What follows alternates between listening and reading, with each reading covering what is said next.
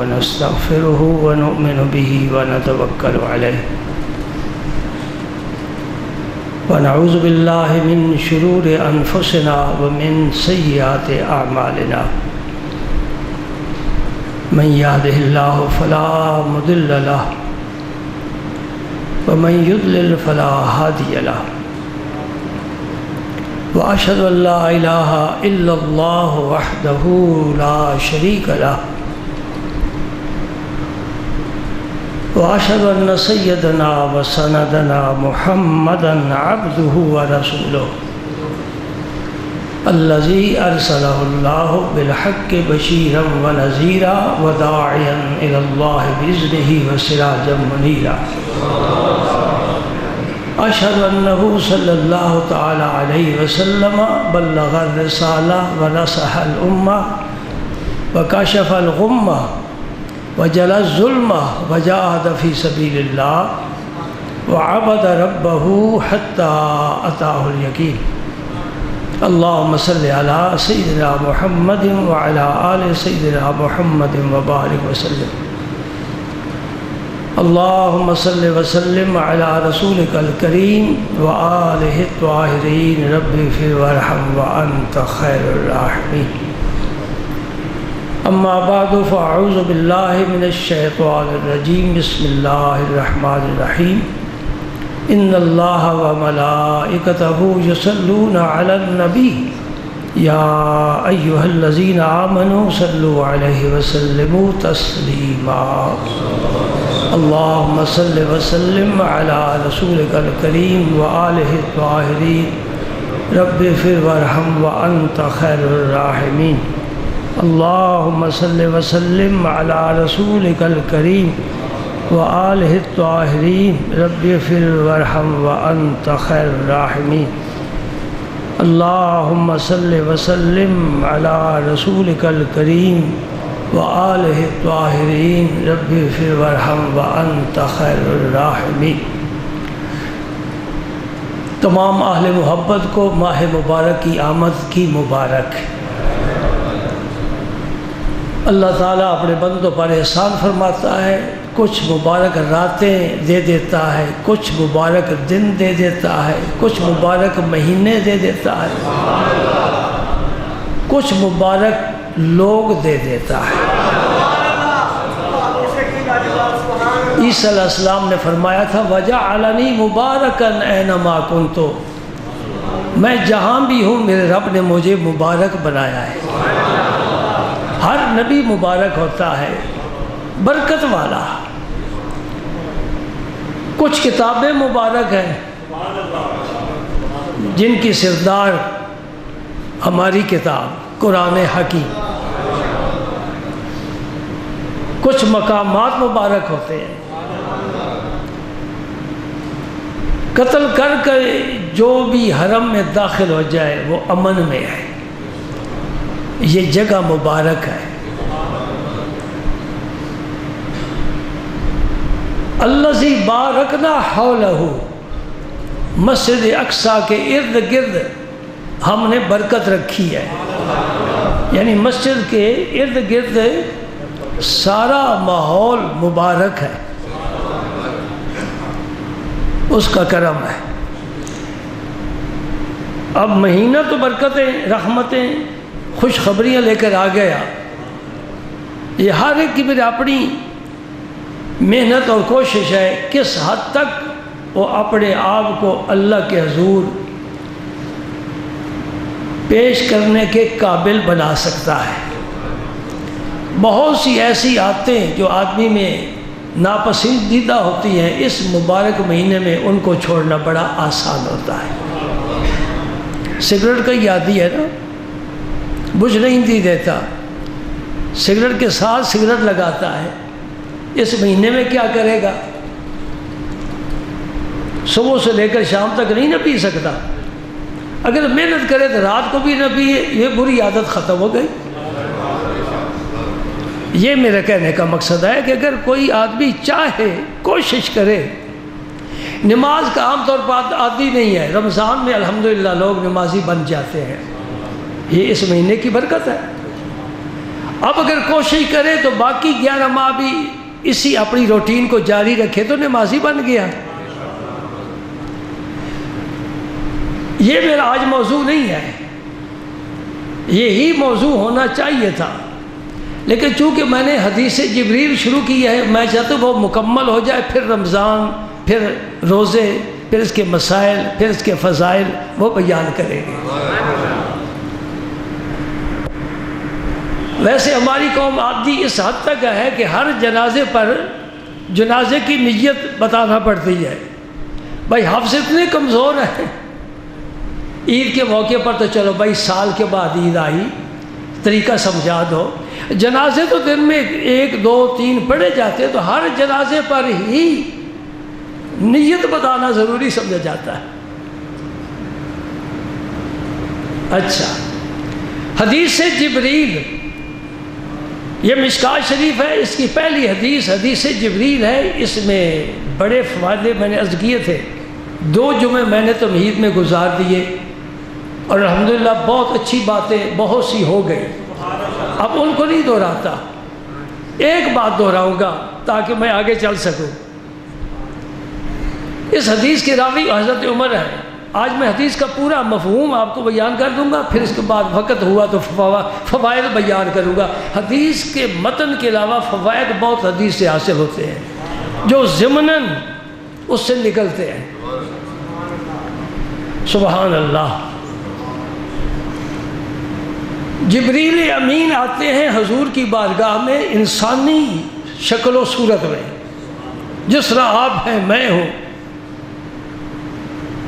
انسانی شکل میں، معمول کے مطابق قد ہے، نہ بہت لمبا ہے کہ سدرۃ المنتہا سے سر ٹکراتا ہے، نہ بہت چھوٹا ہے، عام جس طرح صحابہ کا قد تھا وہی قد، وہی قد و قامت، وہی شکل و صورت، وہی خد و خال، اور اسی طرح لباس پہنا ہوا ہے، اور سفید پہنا ہوا لباس، اسی طرح زلفیں ہیں جس طرح میں نبی کی تھی وہ بھی سیاہ، چہرے مبارک داڑھی ہے جس طرح حضور کی داڑھی مبارک تھی وہ بھی سیاہ، بڑے صاف ستھرے، جس طرح نمازی عید کے لیے جاتا ہے، جمعے کے لیے جاتا ہے، کسی اچھی تقریب میں جاتا ہے، ولیمے کے لیے جاتا ہے، بن سنور کر صاف ستھرا ہو کر، نہا کر، خوشبو لگا کر، اچھا لباس پہن کر، دل میں خوشی اور مسرت لے کر جاتا ہے۔ آج جبریل سدرۃ المنتہا سے زمین پر آ گئے، زمین افضل ہے کہ آسمان افضل ہے؟ کہہ دو۔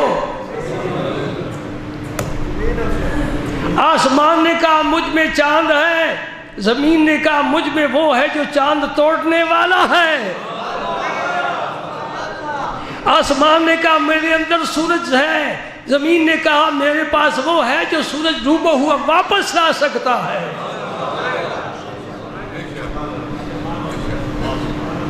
کون کہتا ہے آسمان افضل ہے؟ بلند ہونا الگ بات ہے، گناہوں سے پاک ہونا الگ بات ہے۔ آسمان میں بلندی ہے، وہاں کوئی گناہ نہیں کرتا، فرشتے سب پاک ہیں، لیکن اگر سارے ہی پاک ہوں رب بخشے کس کو؟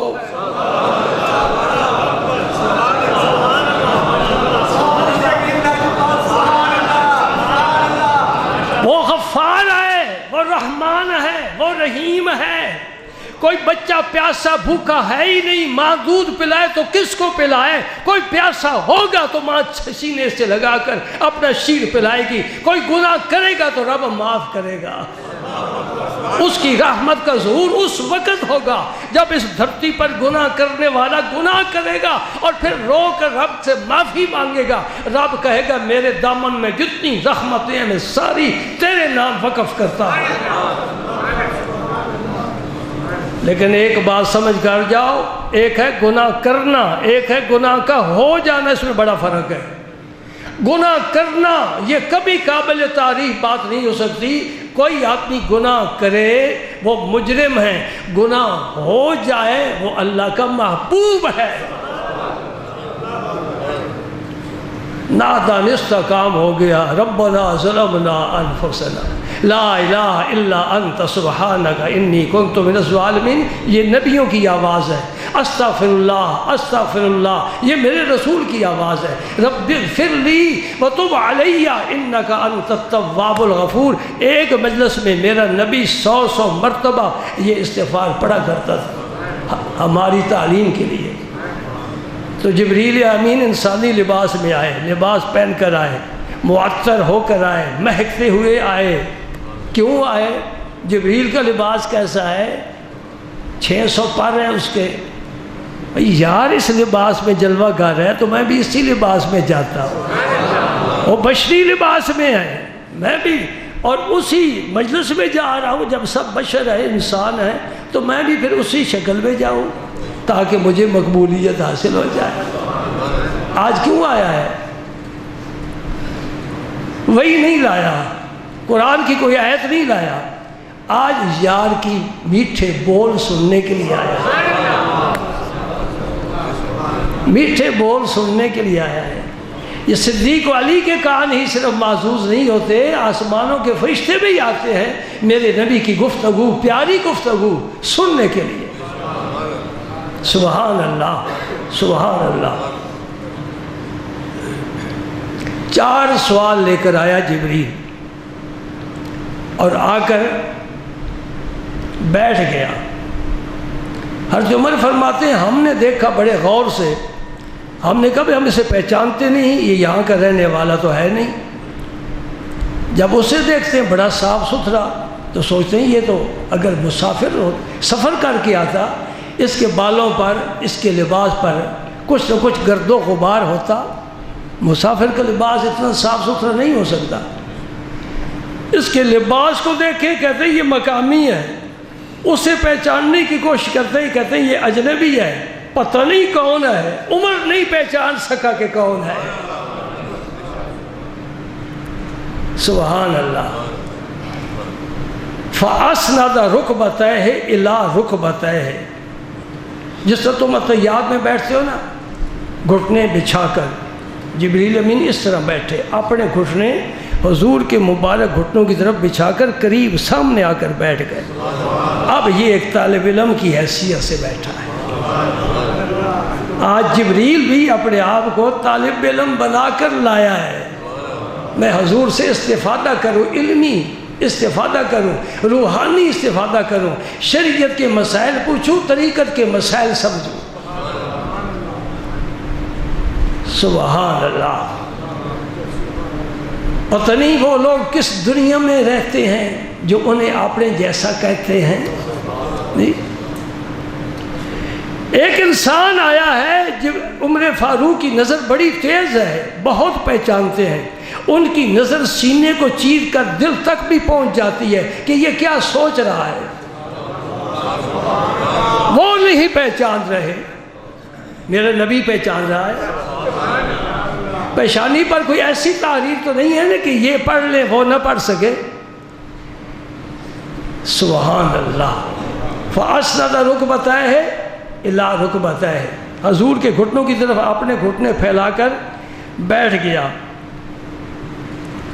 اور کہنے لگا یا محمد صلی اللہ علیہ وسلم، ہمارے لیے اس طرح کہنا منع ہے، یا رسول اللہ کہہ سکتے ہو؟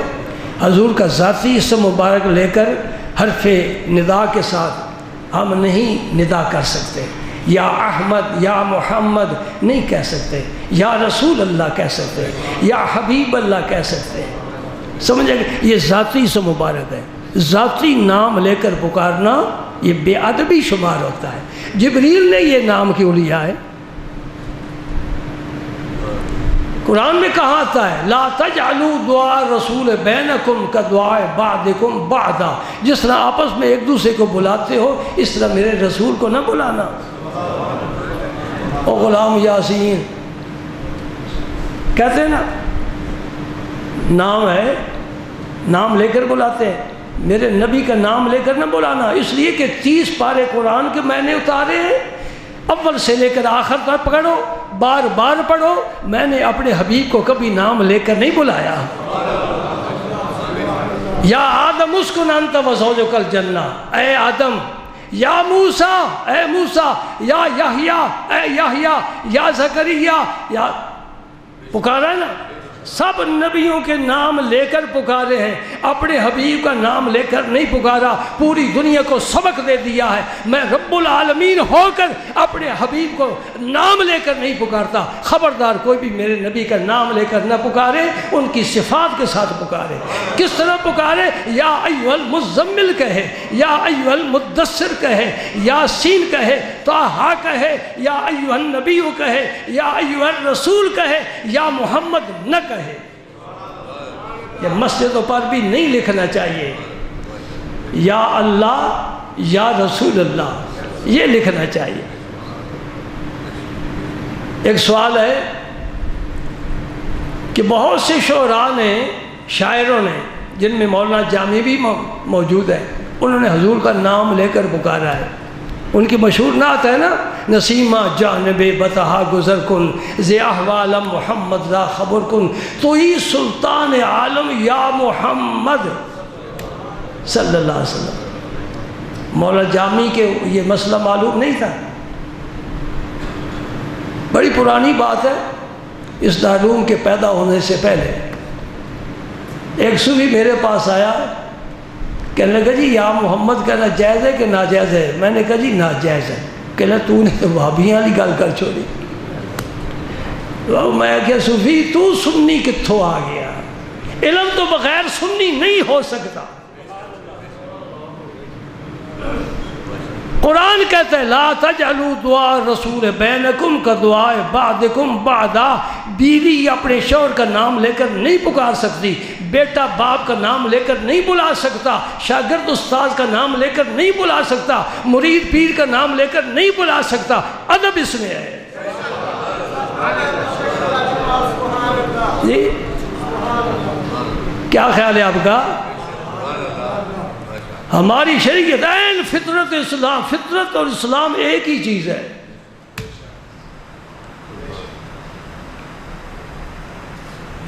سبحان اللہ، کیوں نام لیا مولانا جامی نے؟ یہ حضرت جبریل بھی نام لے رہے ہیں، یا محمد اخبرنی عن الایمان، اخبرنی عن الاسلام، اخبرنی عن الاحسان۔ تین سوال یہ، ایمان کیا ہے، اسلام کیا ہے، احسان کیا ہے۔ اس کے بعد قیامت کے بارے میں سوال کیا، قیامت کب آئے گی، یہ چار سوال کیے جبریل امین نے۔ آپ کے ضلع کے حاکم کو کیا کہتے ہیں؟ ڈی سی، یہ ضلع کا حاکم ہے نا، تو اس سے اب جب ملیں گے تو نام لے کر پکاریں گے یا اس کے منصب کا حوالہ دے کر بلائیں گے؟ بات ذہن میں رکھنا، یہ ایک بنیادی بات ہے۔ حضور کا نام لے کر نہیں پکارنا۔ ایک نعت پڑھا کرتے اسا یا محمد کہنا ہے، اسا یا محمد کہنا ہے۔ میں کہ کہتا رہے، رب کا قرآن تو منع کرتا ہے، تیری زبان تو بند نہیں کر سکتے نا، تو کہتا رہے یا محمد ہے۔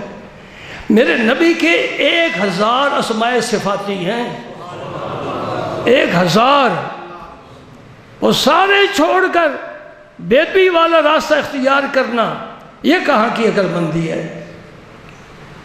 سبحان اللہ۔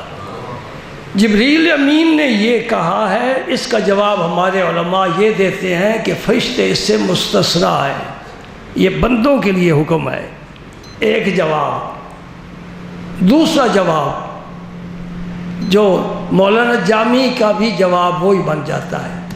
محمد کے 2 معنی ہیں، ایک ہے کہ یہ علم ہے، نام ہے، نام لے کر کہنا، ایک ہے اس کا صفتی معنی سامنے رکھ کر یا محمد کہنا، یعنی اے سستودہ صفات، اے قابل تعریف ذات، یہ معنی سامنے ہو تو پھر یا محمد کہنا جائز ہے۔ چلیے جی، یہ مسئلہ آپ تک میں نے پہنچا دیا۔ پہلا سوال کیا اسلام کیا ہے؟ حضور نے فرمایا اسلام یہ ہے کہ تو اس بات کی گواہی دے کہ اللہ کے بغیر کوئی معبود نہیں۔ آپ سب گواہی دیتے ہیں، میں بھی گواہی دیتا ہوں۔ اے اللہ تو بھی گواہ، تیرے فرشتے گواہ، تیرے نیک جن گواہ، نبیوں ولیوں کی ارواح گواہ، یہ پورا مجمع تیری وحدانیت کا اقرار کرتا ہے اور یہ دعا کرتا ہے مولا کریم ہماری آخری ہجکی تیری توحید پر ختم ہو، ہم جائیں دنیا سے یہ کلمہ لے کر جائیں۔ یہ کلمہ اتنا زبردست ہے دوستو کہ ساری زندگی شرک کرتا آیا، کفر کرتا آیا، فسق و فجور میں زندگی گزاری، قتل کیے، چوری کی، ڈاکے ڈالے، شرابیں پیتا رہا، سود کھاتا رہا، لیکن آخری وقت زبان پر کلمہ جاری ہو گیا، بخشا گیا۔ اتنا زبردست ہے کلمہ، اس کا ورد کیا کرو، کم از کم دن رات میں 100 دفعہ ضرور تسبیح پڑھ، لا الہ الا اللہ محمد رسول اللہ پڑھا کرو، یہ کلمہ تیرا ساتھی بن جائے، ساتھی بن جائے۔ فرمایا تو اس بات کی گواہی دے کہ اللہ کے بغیر کوئی معبود نہیں اور محمد صلی اللہ علیہ وسلم اللہ کے رسول ہیں۔ دوسری بات فرمایا نماز قائم کر، نماز کو ایمان کہا گیا قرآن میں، نماز جز ہے ایمان کی، اس کو قائم کرنے کا کیا مطلب ہے؟ قرآن پاک میں یہی فرمایا اقیموا الصلاۃ، نماز قائم کرو۔ قائم کرنے کا کیا مطلب ہے؟ پڑھنے کا حکم نہیں، قائم کرو، کہ پڑھیں تو قائم نہیں ہوتی، قائم کریں تو پڑھنا خود بخود ہو جاتا ہے۔ قائم کرنے کا کیا مطلب ہے؟ شادی ہو، غمی ہو، تو سفر میں ہو، تو بیمار ہو، تیری نماز فوت نہ ہو، یہ قائم کرنا ہے۔ اور میں نمازی سب بیٹھے ہو تم سے یہ بات کہتا ہوں، اس طرح نماز سے پیار کرو اور خاص طور سے نماز بعد جماعت سے پیار کرو۔ میں نے بہت سے لوگ دیکھے جو صرف نماز پڑھنے کے آتی ہیں، جماعت کی پابندی نہیں کرتے، نہیں۔ وَارْكَعُوا مَعَ الرَّاكِعِينَ، اللہ فرماتا ہے نماز رکوع کرنے والوں کے ساتھ رکوع کرو، یعنی نماز بعد جماعت ادا کرو۔ اگر کسی موقع پر کسی نمازی کی جماعت فوت ہو گئی تو اسے بخار ہو جائے، میں سمجھوں گا یہ نمازی پکا نمازی ہے، اس قدر عادت بن جائے۔ اگر آپ سفر میں ہیں اور ایسی مسجد میں رکے نماز کے لیے کہ وہاں نماز ہو چکی ہے، تو آپ دائیں بائیں دیکھیں کوئی آدمی مل جائے جس نے ابھی نماز پڑھنی ہو، مسجد میں بیٹھ کر انتظار کریں، ابھی کوئی آ جاتا ہے نماز، میں نماز کے بغیر جماعت کے بغیر نماز نہیں پڑھوں گا، میں انتظار کروں گا، اللہ پاک ضرور کوئی نہ کوئی انتظام فرمائی دے گا۔ اور ہمارے بزرگوں نے ہمیں یہ سبق دیا ہے، الحمدللہ ہم اس پر پابند ہیں۔ فرماتے کہ اتفاق سے کوئی بھی نہیں آدمی نماز پڑھنے والا تو پھر اقامت تنہا اقامت کہو، جس طرح جماعت ہو رہی ہے، اور نماز پڑھو بلند آواز کے ساتھ تکبیریں کہو، تمہارے پیچھے نیک جن اور فرشتے صف بنا کر تیری نماز کو مکمل کر دیں گے، تجھے جماعت کا ثواب مل جائے گا۔ نماز دیکھنے میں اکیلا پڑھ رہا ہے لیکن روحانی لوگ اس کے ساتھ شامل ہیں اور اللہ تعالیٰ نے اس کا نام لکھ دیا ہے نماز با جماعت پڑھنے والوں میں۔ آپ نے سنا نہیں علماء سے، فرماتے گھر سے نکلا ہے نماز پڑھنے کے لیے اور مسجد میں آیا تو نماز کا وقت تبدیل ہو چکا تھا، جماعت ہو چکی تھی، اب بڑا افسوس کر رہا ہے۔ فرماتے ہیں کہ وہ نماز تنہا پڑھے، اسے جماعت کا ثواب ضرور ملے گا، اس لیے کہ وہ جماعت کے ساتھ نماز پڑھنے کا عادی ہے۔ آج اتفاق سے وہ جماعت سے رہ گیا، شامل نہیں ہو سکا۔ اور میں ہاتھ کھڑا کر کے کہہ رہا ہوں، میں نے کوئی حدیث نہیں پڑھی کہ میرے رسول پاک نے بغیر جماعت کی نماز پڑھی ہو، اور سنیوں اور نظامیوں اور سیالویوں، میرے پیر نے بھی کوئی نماز بغیر جماعت کے نہیں پڑھی۔ سبحان اللہ۔ ایسے بہت سے بزرگ ملیں گے لیکن میں تو اپنے شیخ کا معمول زندگی کو دیکھا ہے، میں تو اس کی گواہی دے رہا ہوں کہ یہ گردے کا آپریشن ہے، بادام کے مطابق پتھری نکلی ہے، ٹانکے لگے ہوئے ہیں اور آپ چارپائی پر دراز ہیں۔ میں حاضر ہوا ہسپتال میں لاہور، نماز کا وقت تھا، میں قربان جاؤں، فرمایا کہ ایک آگے کھڑا ہو جائے وہ نماز پڑھائے، باقی میرے دائیں بائیں کھڑے ہو جائے، میں لیٹ کر جماعت کے ساتھ نماز پڑھوں گا۔ اس لیے لوگ کہتے ہیں جن کی ہر ادا سنت مصطفیٰ، ایسے پیر طریقت پہ لاکھوں سلام۔ اور بات بھی سنا دوں فائدے کی ہے آپ کی، میرے مرشد نے شاید ہی کوئی وضو ایسا کیا ہو کہ مسواک استعمال نہیں فرمایا۔ میں اب تمہیں تبلیغ کر رہا ہوں، پیغام دے رہا ہوں، دعوت اللہ دے رہا ہوں، دو باتوں کی آج وعدہ کرو، کوئی نماز بغیر جماعت کے نہیں پڑھیں گے اور کوئی وضو بغیر مسواک کے نہیں کریں گے۔ دونوں ہاتھ کھڑا کر کے میرے ساتھ وعدہ کرو، اے اللہ گواہ رہنا میں نے تیرے نبی کی سنت ان لوگوں تک پہنچا دیا ہے، اب مجھے توفیق عطا فرمانا تیرا کام ہے، ہمیں استقامت نصیب فرمانا۔ جمعے سے فارغ ہو سب سے پہلا کام یہ کرو کہ مسواک تلاش کرو اور اپنی جیب میں رکھو، اور 70 نمازوں کا ثواب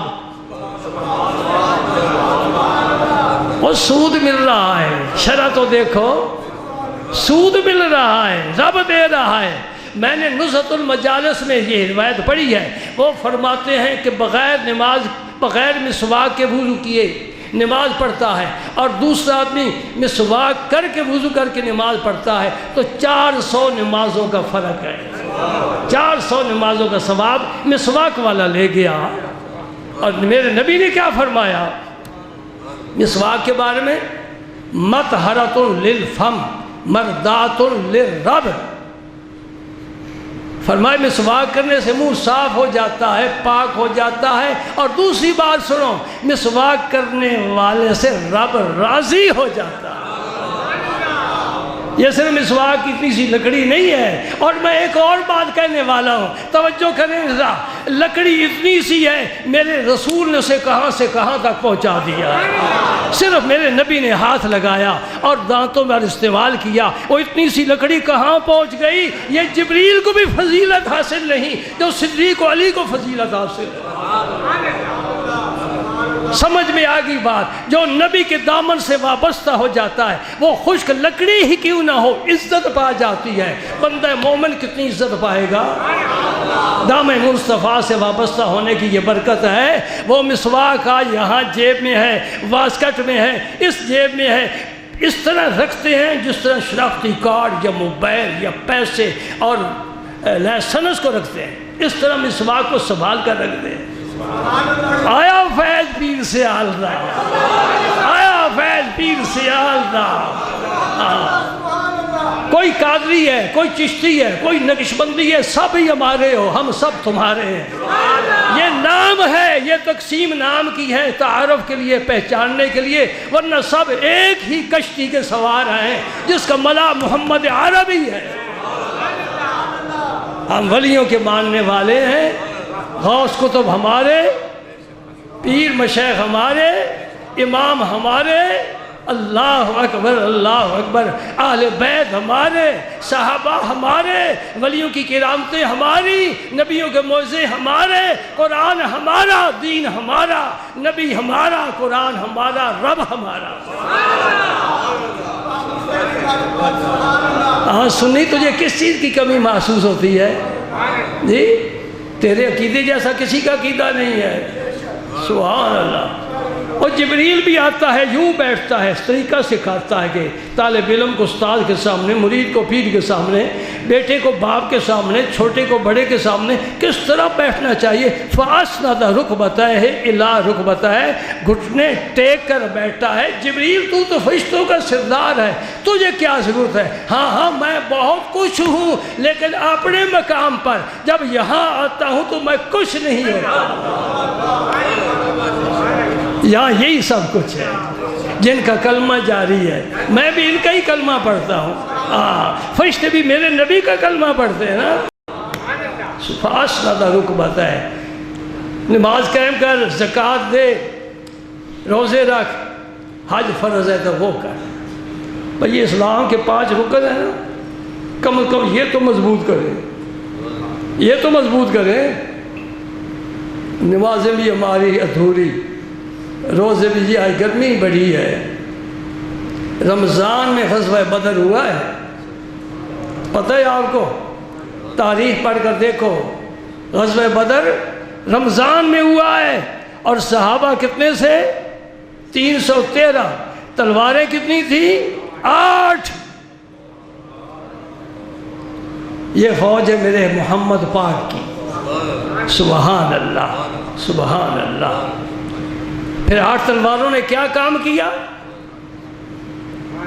گاجر مولی کی طرح کاٹ کر رکھ دیا، اور 70 کافروں کو زنجیروں سے جکڑ کر مدینہ پاک لائے، سبحان اللہ۔ میں اگلے دن ایک کتاب میں پڑھ رہا تھا تو میں بڑا حیران ہوا کہ حدیبیہ کے مقام پر ایک صحابی جو صحابہ سے دور چلے گئے تو وہاں دیکھا 3 مشرک آپس میں باتیں کر رہے ہیں، 3 مشرک مکہ سے آئے ہوئے جاسوسی کرنے کے لیے۔ فرماتے میں وہاں تھوڑا آرام کرنے کے لیے لیٹا تھا تو وہ میرے قریب دوسرے درخت کے نیچے باتیں کرنے لگ گئے، میں ان کی باتیں سنتا رہا۔ حضور کی شان میں انہوں نے گستاخیاں کی، بڑی بے باکی کی۔ بیگاہ نہیں کرتے نا، آپ نے تو ایسی بات نہیں کرتے، بیگاہ نہیں کرتے ہیں۔ وہ بھی لیٹ گئے، میں بڑا ہی حیران ہوا، آپ بھی حیران ہوں گے۔ آخر وہ مکے کے کافر تھے، فرماتے میں نے تینوں کو رسی سے باندھ کر گھسیٹ کر حضور کے پاس میں لایا، اور ایک ایک 3 فرق ہوتا ہے نا، کہتے 1 اور 2 11، تو جب 3 ہو تو پھر، لیکن یہ نبی کا غلام ہے، اس کے سینے میں جذبہ ہے، عشق مصطفیٰ ہے، یہ 3 چھوڑ کر 30 بھی ہو تو خاطر میں نہیں لاتا۔ ایک لشکر روانہ کیا حضرت سیدنا عمر فاروق نے، اور جو لشکر نے دشمن کی فوج دیکھی اس نے کہا او ہو اتنی فوج، میں تو تھوڑی فوج لے کر آیا ہوں۔ فوراً ایلچی بھیجا حضرت عمر فاروق کی طرف خط لکھ کر کہ جی ہمارے پاس فوج تھوڑی ہے اور دشمن کا لشکر جرار ہے، ہم مقابلہ کیسے کریں گے، اور فوج بھیجو۔ حضرت عمر فاروق نے نبی کے 4 شیر بھیجے، 4،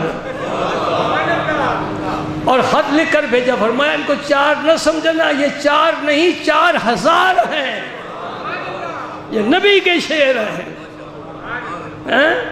ایمان کا جذبہ، میں پھر بات پرانی دہراتا ہوں، 65 کی جنگ کی، تیری قوت سے بھارت کی قوت 8 گنا زیادہ ہے، اسلحہ امریکہ دے رہا ہے، لیکن بھارتی ان کی دھوتیاں ناپاک ہو رہی ہیں اور نعرہ حیدری غالب آ رہا ہے۔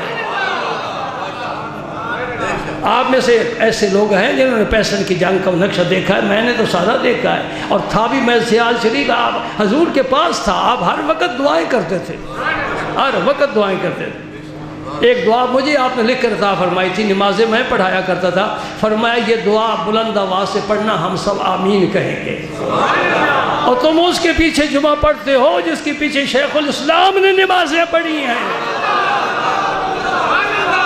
اگر قدر کر سکے تو کر، نہ کرے تو پھر آزادی ہے۔ تیرا امام اور خطیب وہ ہے جس کی تقریر شیخ الاسلام نے پسند فرمائی ہے۔ مجھے حضور نے فرمایا تقریر کر، واقعہ سناتا ہوں پھر تقریر ختم کرتا ہوں، کیونکہ آج جمعہ عید کا اور اس کا مبارک کا موقع ہے۔ میرے اوپر ایسی، میں بالکل اللہ شاہد ہے سچی بات کروں گا، ممبر پر ویسے بھی غلط بیانی یہاں سے رب پکڑ لیتا ہے، یہ بڑی ذمہ داری کی بات ہوتی ہے، توجہ فرمانا۔ میں تمہیں اپنے شیخ کی بات سنا رہا ہوں۔ عرس آ گیا سفر والا، 22 سفر کو شروع ہوتا ہے، 24 کو ختم ہوتا ہے۔ یہ اعلیٰ حضرت خواجہ شمس العارفین کا، جس کے تیار کردہ پیر میرے شاہ بھی ہیں، پیر حیدر شاہ بھی ہیں، بڑے بڑے سید پیر بزرگ، ان کے فیض سے فیض یاب ہیں۔ آپ کو عرس تھا، اور میں اس عرس کے موقع پر یہ پروگرام بنا رہا تھا کہ اس سال عرس پر میں حاضری نہیں دوں گا، میں اس قابل ہی نہیں، اپنے گناہ سامنے تھے، اپنی نالیکیاں، اپنی نافرمانیاں، میں کس شکل کس منہ کے ساتھ اس عالی ہستی کی جناب میں حاضر دوں۔ میں نے پکا ارادہ کر لیا کہ اس دفعہ میں نہیں جاؤں گا، میرے جانے سے کوئی فرق بھی نہ، جاؤں تو عرس تو ہو جائے گا نا، کوئی فرق نہیں پڑتا، سمجھ رہے نا میری بات ہے۔ اب صبح عرس ہے، شرابی کو شراب پینے سے توبہ بڑی مشکل ہوتی ہے، جب سرائی سامنے آ جائے میری توبہ ایسی جس کو پھر توبہ کی حاجت ہے، بدل جاتی ہے نیت یار جب میں خانے آتا ہے۔ میں نے توبہ تو کر لی ہے، اب صبح سفر پر جائیں گے، جو عرس والے ہیں وہ چلے جائیں گے، میں پیچھے رہ جاؤں گا، یہ تو بڑی شرم کی بات ہے۔ چل بھائی چل، لیکن حضرت کی زیارت نہیں کروں گا، آپ سے نہیں ملوں گا، کس ہاتھ سے آپ کے دست مبارک کو پکڑ کر بوسہ دوں گا؟ ٹھیک ہے، چلا گیا، ادھر ادھر گھومتا پھرتا رہا، اپنے کمرے میں بیٹھا رہا، نماز پڑھی، نماز پڑھ کے کمرے میں آ، زور کی نماز ہوئی، میں اپنے کمرے میں بیٹھا ہوں، اپنے خاندان کے افراد سجادہ نشین پیر ان کے پاس بیٹھا ہوں، کھانا کھا چکے، مسجد میں سبھی پر اعلان ہوتا ہے، قاری غلام احمد صاحب اللہ نے جنت نصیب فرمائے، دنیا سے پردہ فرما گئے، یہی امام تھے دربار شریف کی مسجد کے، یہی خطیب تھے، انہوں نے اعلان کیا کہ حضور پیر سیال نے فرمایا مولوی بشیر الدین تقریر کرے۔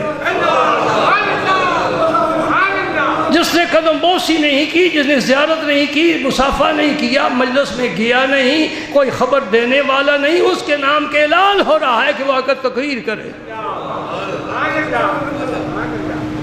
اور مرشد کو کچھ نظر ملتی ہے کہ نہیں ملتی؟ ملی ہوئی ہے تو تبھی تو دیکھ رہے ہیں کہ کون آیا ہے کون نہیں آیا۔ میں نے یقین جانو اس اعلان کے باوجود بھی اٹھنے کا نام نہیں لیا، میں بیٹھا ہی رہا، میں کہا چلو اعلان تو ہو گیا نا، لیکن میں اس قابل نہیں۔ پھر نعت شریف شروع ہو گئی، مقرر اگر لیٹ ہو تو نعت پڑھواتے ہیں، پھر دوبارہ قاری صاحب نے اعلان کیا، اب میں نے کہا اب تو میں ضرور ہی جاؤں گا۔ یہی واقعہ آپ سنا دیں، جس نے قدم بوسی نہیں کی، ملاقات نہیں کی، ہاتھ میں ہاتھ نہیں ملایا، مجلس میں نہیں گیا، سامنے نہیں ہوا، اس کا اعلان ہو رہا ہے کہ وہ تقریر کرے، تم اس کے پاس جمعہ پڑھنے کے لیے آتے ہو۔ جبریل کی حدیث تو بھی باقی ہے کیونکہ وہ بڑا بلندی سے آیا ہے، یہ حدیث بہت پیاری ہے، بہت پیاری ہے، اس میں بڑے فائدے ہیں۔ پہلا فائدہ جو میں سرسری عرض کرنا چاہتا ہوں وہ یہی ہے کہ اچھا لباس، ستھرا لباس، خود ستھرا، ظاہر بھی باطن بھی، ہاں جی، اتنی لمبی داڑھی مبارک ہو، اندر پلیتی بھری ہوئی ہو، جی اس کا کوئی ہے فائدہ؟ اندر بھی پاک ہو، باہر بھی پاک ہو، ظاہر بھی پاک ہو، باطن بھی پاک ہو، عقیدہ اچھا ہو، خیالات نفیس ہو، کسی کی بدخواہی نہ چاہے، کسی سے سینگ نہ اڑائے، سمجھ رہے نہیں سمجھ رہے؟ خواہ سیاست کا میدان ہو، خواہ مذہب کا میدان ہو، خواہ سماجی کوئی کارکن ہو، کسی سے نہ الجھے، اپنا کام سے کام رکھے، کرتا رہے، حتیٰ کہ میں کہتا ہوں شیطان کو بھی خاطر میں نہ لائے، اس بدبخت کی بھی بات نہ کرے، اپنے رب سے ہی فقط تعلق قائم رکھے، اور یہ اگر کام کر لیا تو ہم نے میدان فتح کر لیا۔ یار زندہ صحبت باقی۔